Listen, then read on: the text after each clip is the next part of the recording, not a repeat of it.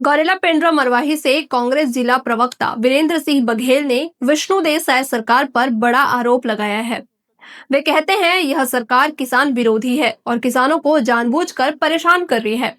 बघेल का दावा है कि धान पंजीयन की प्रक्रिया इतनी जटिल कर दी गई है कि किसान अब बुआई से ज्यादा समय राजस्व दफ्तरों के चक्कर लगाने में बिता रहे हैं।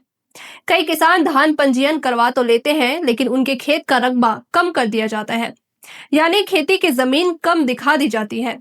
अब इसका सीधा मतलब क्या है?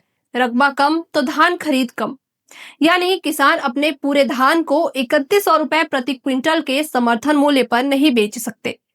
ध्यान दीजिए, किसान पूरे साल मेहनत करते हैं, लेकिन रकबा कटने से उनकी फसल का हिस्सा सरकारी खरीद से बाहर हो जाता है। कांग्रेस प्रवक्ता का आरोप और भी गंभीर है। बघेल कहते हैं राजस्व विभाग में रकबे में हेरफेर की जा रही है, अधिकारी जानबूझकर कटौती कर रहे हैं, यानी सवाल सिर्फ फाइलों का नहीं बल्कि किसानों की मेहनत और हक का है।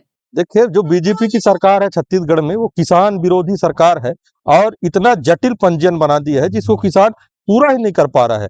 आज आप गांव-गांव देखिए, जो पिछले साल 100 कुंटल धान बेचे हैं उनका 30 कुंटल, 40 कुंटल, यहाँ तक कि मैंने कई किसानों को देखा है कि उनका जीरो तक बता रहा है।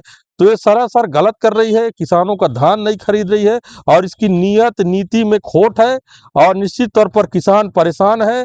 धान खरीदी प्रारंभ हो गई है और आज आज भी अगर आप एसडीएम ऑफिस जाइए तो वहाँ भीड़ लगी हुई है, लोगों का पंजीयन नहीं हो रहा है। देखिए, शासन प्रशासन की बहुत बड़ी नाकामी है और बीजेपी सरकार सोई हुई है।